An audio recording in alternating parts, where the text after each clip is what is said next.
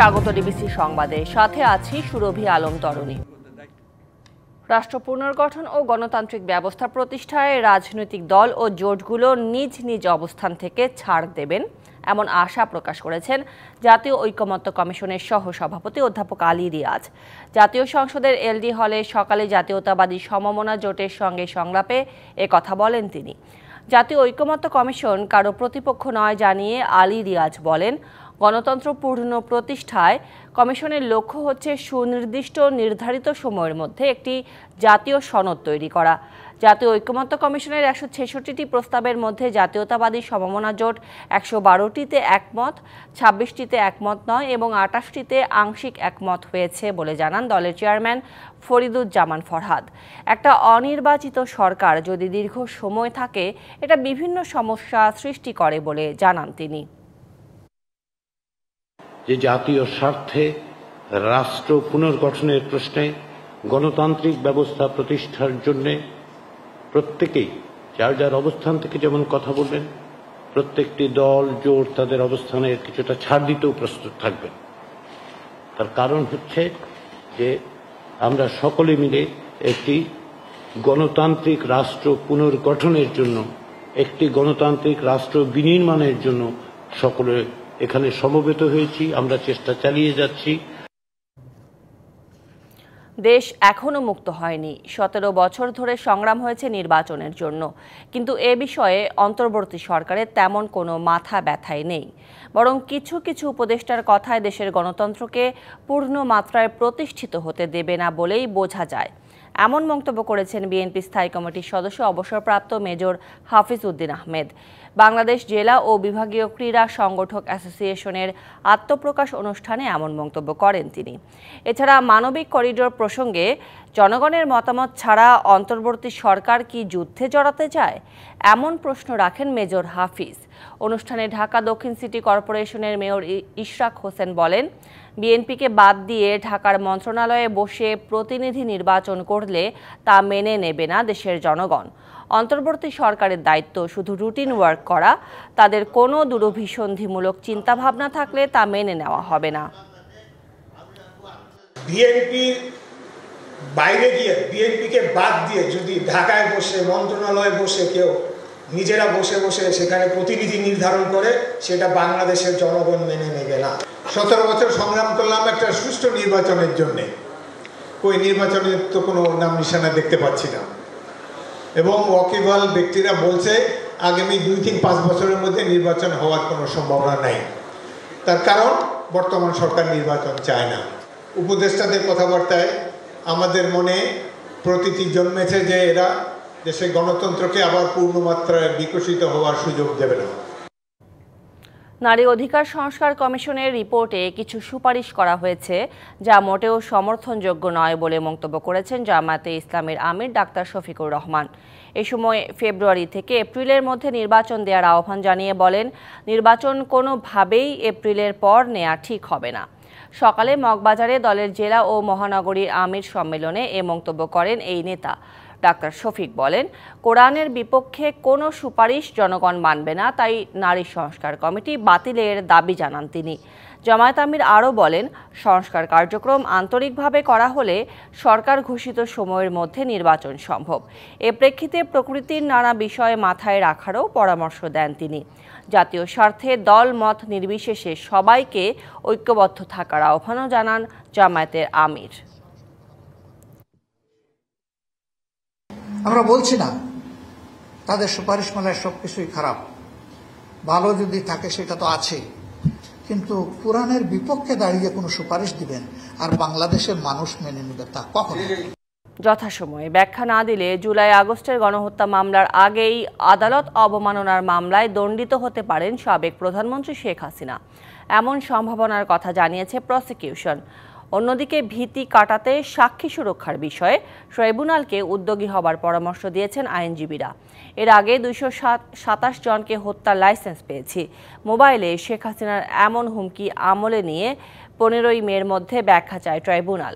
মিজান আহমেদের প্রতিবেদন। বাংলাদেশে 227টা মার্ডার কেস, আমি বলছি সবাই তালিকা করো, তোমরাও তালিকা করো, কারণ অন্তত 227 জনকে মারার লাইসেন্স পেয়ে গেছি। সম্প্রতি মোবাইলে পতিত স্বৈরাচার শেখ হাসিনার একটি কথোপকথন ভাইরাল হয় সামাজিক যোগাযোগ মাধ্যমে। এমন বক্তব্য আদালতের নজরে আনে প্রসিকিউশন। 15 মের মধ্যে আদালত অবমাননার অভিযোগের বিষয়ে হাসিনাকে ব্যাখ্যা দেবার নির্দেশ দেয় আন্তর্জাতিক অপরাধ ট্রাইব্যুনাল। 15 তারিখে এই বিষয়ে পরবর্তী আদেশের জন্য দিন ধার্য আছে। সেই দিন যদি তারা তাদের জবাব দাখিল করেন, তার প্রেক্ষিতে ট্রাইব্যুনাল পরবর্তী কার্যধারা গ্রহণ করবে। কিন্তু ভারতে পলাতক হাসিনা দেশীয় আদালতে কি ব্যাখ্যা দিতে পারেন? এখানে দুটি অপশন রাখা হচ্ছে। একটি হলো এই অভিযুক্তরা নিজেরা সশরীরে এসে তাদের এই কার্যক্রমের ব্যাখ্যা দিতে পারবেন, অথবা তারা তাদের পক্ষ থেকে কোনো আইনজীবী প্রেরণ করেও এর ব্যাখ্যা দিতে পারবেন। ব্যাখ্যা না দিলে পরিণতি কি হবে সেই সম্ভাবনার কথাও জানান তিনি। উনি যদি স্যাটিসফ্যাক্টরি অ্যান্সার দিতে পারেন তাহলে ট্রাইব্যুনাল সিদ্ধান্ত নেবেন তাকে অব্যাহতি দেওয়া হবে কিনা। যদি স্যাটিসফ্যাক্টরি অ্যান্সার দিতে না পারেন, অথবা উনি যদি এখানে উপস্থিতি না হন, তাহলে কিন্তু ট্রাইব্যুনাল আইন অনুযায়ী শেখ হাসিনার বিরুদ্ধে 1 বছরের সাজা হয়ে যেতে পারে।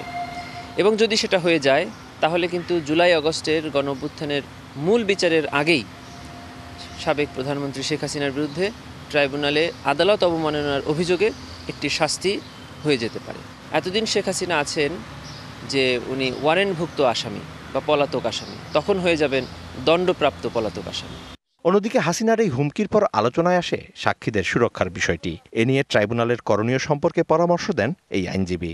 ট্রাইব্যুনাল যদি এটা রিয়েলাইজ করে যে তাহলে সাক্ষী সুরক্ষার জন্য উনি ব্যবস্থা করবেন। শুক্রঞ্জনকে যেমন সুরক্ষা দিতে পারেনি, ভারতে নিয়ে গেছে। যদি এই আমলেও আপনি সুরক্ষা না দিতে পারেন তাহলে আপনার ওখানে বসার দরকার কি? আপনি সাক্ষী সুরক্ষার জন্য আপনি আইজিপিকে নির্দেশ দিবেন, আপনি মেট্রোপলিটনকে নির্দেশ দিবেন, আপনি গোয়েন্দা সংস্থাকে নির্দেশ দিবেন, এই আদালত এই সাক্ষী সুরক্ষা থাকবে। দেশে না ফিরলে হাসিনার পক্ষে রাষ্ট্রের খরচে আইনজীবী নিয়োগ দিয়ে বিচার এগিয়ে নেয়ার বিধান রয়েছে বলেও জানান এই ফৌজদারি আইন বিশেষজ্ঞ। আর না আসলে ইন অ্যাবসেন্সিয়া ট্রায়াল হবে। Mizan Ahmed, DBC news, Dhaka. শর্ত শিথিল না করলে আইএমএফের ঋণ কর্মসূচি থেকে বেরিয়ে আসবে বাংলাদেশ। সরকার এ বিষয়ে নীতিগত সিদ্ধান্ত নিয়েছে বলে জানিয়েছেন প্রধান উপদেষ্টার বিশেষ সহকারী ডক্টর আনিসুজ্জামান চৌধুরী। জানান, আইএমএফের কঠিন শর্ত মেনে ঋণ নেওয়ার যৌক্তিকতা নেই। বাংলাদেশের অর্থনীতি এখন ঘুরে দাঁড়াচ্ছে। তিনি আরও বলেন, পায়রা বন্দর বাংলাদেশের জন্য বিস্ফোরা, কিন্তু এখান থেকে পিছু হটা যাচ্ছে না। শনিবার রাজধানীর কৃষি গবেষণা কাউন্সিল মিলনায়তনে আগামী বাজেটে কৃষি অর্থায়নের রূপরেখা উপস্থাপন করে বাংলাদেশ কৃষি অর্থনীতিবিদ সমিতি। অনুষ্ঠানে প্রধান অতিথির বক্তব্যে প্রধান উপদেষ্টার বিশেষ সহকারী ডক্টর আনিসুজ্জামান চৌধুরী জানান, আইএমএফের ঋণের কঠোর শর্তে ক্ষতিগ্রস্ত হচ্ছে কৃষিখাত।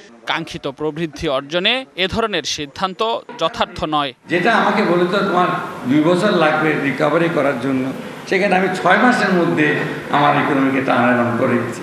যা আইএমএফ অনেক শর্ত দিচ্ছে সাবসিডি তোলার জন্য, আপনিও জানি খুশি হবেন, আমরা সরকার থেকে সিদ্ধান্ত নিয়েছি প্রয়োজন হলে আমরা আইএমএফ থেকে বেরিয়ে আসবো। পায়রা বন্দর আমাদের জন্য বিস্ফোরণ। এই যে বিস্ফোরণ জেনেও আমি এটা কাটতে পারতেছি না, কারণ এটার সাথে অনেক কিছু জড়িত হয়ে গেছে। এ সময় অন্য বক্তারা বলেন, কৃষিতে বিনিয়োগ বৃদ্ধি করে উৎপাদন বাড়াতে পারলে দেশের অর্থনীতি আরও গতিশীল হবে। তবে ভর্তুকি ছাড়া এগোবে না কৃষি খাত। কৃষি পণ্য প্রক্রিয়াজাত শিল্পের যন্ত্রপাতি আমদানিতে শুল্ক ছাড় দিতে হবে ব্যাপকভাবে। অঞ্চলভিত্তিক প্রক্রিয়াজাতকরণ ব্যবস্থা করতে হবে। বিশ্বের অনেক দেশেই যত উন্নত দেশগুলো বলেন না কেন, তারা ভর্তুকি দেয়, কিন্তু আমাদের দেশে যখন আসে আইএমএফ বলে যে ভর্তুকি কমান, ভর্তুকি বাদ দেন, কিন্তু ওরা কিন্তু ওদের দেশে ঠিকই ভর্তুকি দেয়। কৃষক ভর্তুকি ছাড়া চলতে পারে না। বাংলাদেশের মতো কৃষি প্রধান দেশে চড়া খাদ্য মূল্যস্ফীতি নিয়ে উদ্বেগ প্রকাশ করেন কৃষি অর্থনীতিবিদরা। মোকাবিলায় কৃষি গবেষণায় অর্থায়ন বৃদ্ধির তাগিদ দেন তারা। একদিকে যেমনিভাবে উপকরণ সহায়তা দরকার, অপরদিকে প্রাইস সাপোর্ট দরকার। রেদওয়ানুল হক, ডিবিসি নিউজ, ঢাকা। 16 বছরে গণমাধ্যমকে নিয়ন্ত্রণ করে ফ্যাসিবাদ কায়েম করেছিল আওয়ামী লীগ সরকার। এখনও সে চর্চা রয়ে গেছে। কালো টাকার মালিকরা এই সরকারের আমলেও গণমাধ্যম নিয়ন্ত্রণ করতে চায়। বিশ্ব মুক্ত গণমাধ্যম দিবসের আলোচনা সভায় উঠে আসে এমন অভিযোগ। জোরালো দাবি জানানো হয় সংবাদপত্রের কালো আইন বাতিলেরও। গত 1.5 দশকে গণমাধ্যম সূচকে কয়েক ধাপ পিছিয়ে 165তম স্থানে পৌঁছায় বাংলাদেশ। তবে অন্তর্বর্তী সরকার দায়িত্ব নেওয়ার পর সেই সূচকে 16 ধাপ উন্নীত হয়ে 149তম অবস্থানে বাংলাদেশ। এমন এক বাস্তবতায় বিশ্ব মুক্ত গণমাধ্যম দিবসে জাতীয় প্রেস ক্লাবে এই আলোচনা, যেখানে মূল প্রবন্ধ উপস্থাপন করেন জাতীয় প্রেস ক্লাবের সাবেক সাধারণ সম্পাদক সৈয়দ আব্দুল আহমেদ। শেখ হাসিনাকে ফ্যাসিস্ট হিসেবে প্রতিষ্ঠায় সাংবাদিকদের ভূমিকা নিয়েও প্রশ্ন তুলেছেন কেউ কেউ। সাংবাদিকদের বিরুদ্ধে করা সকল কালো আইন বাতিলের দাবি আসে তাদের কাছ থেকে। যারা ফ্যাসিজমে রূপান্তরিত করার সহযোগিতা করেছে তাদেরকে প্রতিহত করতে হবে, না হলে মুক্ত কোনো মাধ্যম প্রতিষ্ঠিত হবে না। গণতন্ত্রকে সুসংহত করার জন্য মিডিয়াকে ফ্যাসিস্ট মুক্ত করতে হবে, এর কোনো বিকল্প নাই। কালো টাকার মালিকরা এখন গণমাধ্যমকে নিয়ন্ত্রণ করছে। এ বলয় থেকে রাজনৈতিক দলগুলোকে বেরিয়ে আসার আহ্বান জানান আমার দেশ পত্রিকার সম্পাদক মাহমুদুর রহমান। আবার ভারতীয় সাম্রাজ্যবাদ ফিরিয়ে আনার একটা প্রেক্ষাপট রচনা করা। আমার মনে হয় আমরা যারা বাংলাদেশের স্বাধীনতা চাই, জনগণের ফ্রিডম চাই, প্রেস ফ্রিডম চাই, আমাদেরকে এই ন্যারেটিভের বিষয়ে সতর্ক থাকতে হবে। এখনও সরকারের মধ্যে থেকে পতিত সরকারের দোসররা গণমাধ্যমকে কুক্ষিগত করার ষড়যন্ত্র করছে বলে অভিযোগ আনেন এই শিক্ষাবিদ। সংবাদপত্রের স্বাধীনতাকে কিভাবে হরণ করা হয়েছে, গণতান্ত্রিক অধিকার, গণতন্ত্রের তো কবর রচনা করা হয়েছে। তো যে দেশে গণতন্ত্র থাকবে না সেই দেশে সংবাদপত্রের স্বাধীনতা কি করে আপনি আশা করেন? সাংবাদিকদের আর্থিক সুরক্ষা নিশ্চিত করে বস্তুনিষ্ঠ সংবাদ প্রচারের মাধ্যমে গণমাধ্যমের প্রতি জনগণের আস্থা ফিরিয়ে আনার তাগিদ আসে আলোচকদের কাছ থেকে। বাংলাদেশের প্রত্যন্ত অঞ্চলে লিটন মাহমুদ, ডিবিসি নিউজ, ঢাকা। বাংলাদেশ প্রকৌশল বিশ্ববিদ্যালয় বুয়েটের শিক্ষার্থী আবরার ফাহাদ হত্যা মামলায় 20 জনের মৃত্যুদণ্ড ও 5 জনের যাবজ্জীবন কারাদণ্ডের পূর্ণাঙ্গ রায় প্রকাশ করেছে হাইকোর্ট। সম্প্রতি 131 পৃষ্ঠার পূর্ণাঙ্গ রায় সুপ্রিম কোর্টের ওয়েবসাইটে প্রকাশিত হয়। বিচারপতি AKM আসাদুজ্জামান ও বিচারপতি সৈয়দ এনায়েত হোসেনের সমন্বয়ে গঠিত হাইকোর্ট বেঞ্চ গত 16 মার্চ আসামিদের ডেথ রেফারেন্স আপিল ও জেল আপিলের ওপর শুনানি শেষে এই রায় ঘোষণা করেন। বিচারিক আদালতের দেওয়া রায় হাইকোর্টে পুরোপুরি বহাল রাখা হয়েছে। 2019 সালের 6 অক্টোবর বুয়েটের শেরেবাংলা হলের একটি কক্ষে তড়িৎ ও ইলেকট্রনিক্স প্রকৌশল বিভাগের 2য় বর্ষের ছাত্র আবরার ফাহাদকে পিটিয়ে হত্যা করা হয়। ঘটনার পরদিন আবরারের বাবা চকবাজার থানায় হত্যা মামলা দায়ের করেন। 13 নভেম্বর পুলিশ 25 জন আসামির বিরুদ্ধে আদালতে অভিযোগপত্র দাখিল করে। 2021 সালের 8 ডিসেম্বর ঢাকার দ্রুত বিচার ট্রাইব্যুনাল 1 এই মামলার রায় ঘোষণা করে। বাংলাদেশের স্বার্থ ক্ষুণ্ণ হয় এমন বা বাংলাদেশের নিরাপত্তা হুমকির মুখে পড়ে এমন কোনো সিদ্ধান্ত বা কোনো মানবিক করিডোর দেওয়া উচিত হবে না বলে মন্তব্য করেছেন বক্তারা। শনিবার রাজধানীর সিরজাপ মিলনায়তনে centre for policy analysis advocacy আয়োজিত Bangladesh to remain in partnership with south and south east Asia শীর্ষক এক সেমিনারে বক্তারা এইসব কথা বলেন। এ সময় তারা বলেন, প্রতিবেশী ভারতের সাথে ভবিষ্যৎ সম্পর্ক কেমন হবে তা নির্ভর করে চীন ও পাকিস্তানের সাথে সম্পর্কের উপর। এজন্য বাংলাদেশের উচিত পররাষ্ট্রনীতি কেমন হবে তা এখনই সিদ্ধান্ত নেওয়া, অন্যথায় বাংলাদেশের সার্বভৌমত্ব হুমকির মুখে পড়বে বলেও আশঙ্কা প্রকাশ করেন তারা।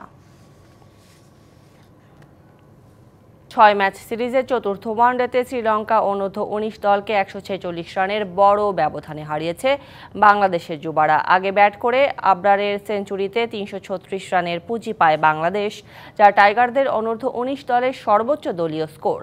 জবাবে 190 রানেই গুটিয়ে যায় লঙ্কান যুবারা। এ জয়ে সিরিজে 3-1 ব্যবধানে এগিয়ে গেল টাইগার যুবারা।